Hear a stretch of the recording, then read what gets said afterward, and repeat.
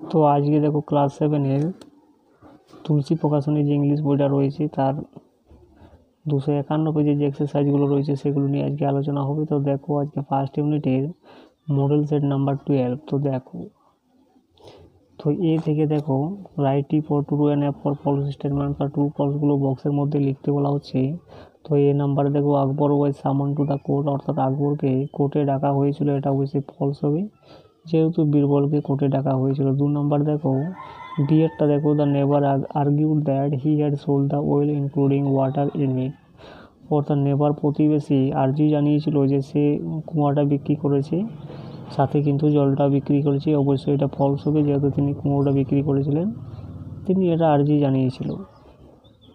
C number দেখো আকবর solve the dispute, অর্থাৎ আকবর সমাধান করেছিলেন ঝামেলাটা, এটা অবশ্যই ট্রু হবে যেহেতু আকবর বীরবলকে নিয়ে কিন্তু সমস্যাটা সমাধান করেছিলেন।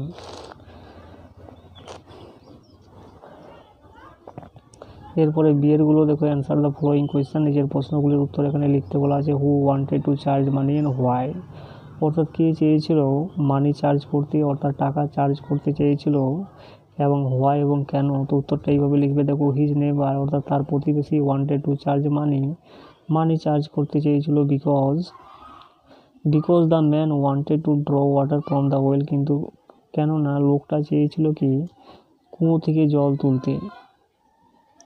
এরপরে দেখো সি নাম্বারে দেখো find out words from the text which mean the following word, অর্থাৎ নিচে দেওয়া শব্দগুলো থেকে শব্দগুলির এখানে মিনিং খুঁজে বার করতে বলা আছে। কল ফর, যেটা হয়ে যাবে ডিমান্ড, কল ফর এটা হয়ে যাবে ক্লেমড, অর্থাৎ দাবি করেছিল, আর ইজি মানে সহজ, যেটা হয়ে যাবে সিম্পল।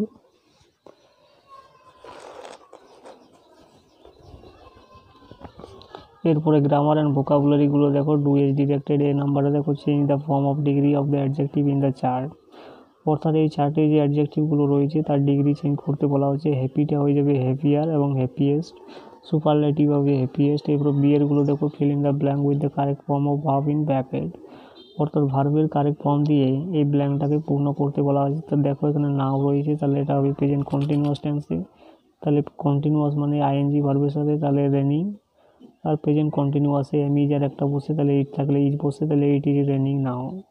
এরপরে সিএরটা দেখো fill in the blank with appropriate position, অর্থাৎ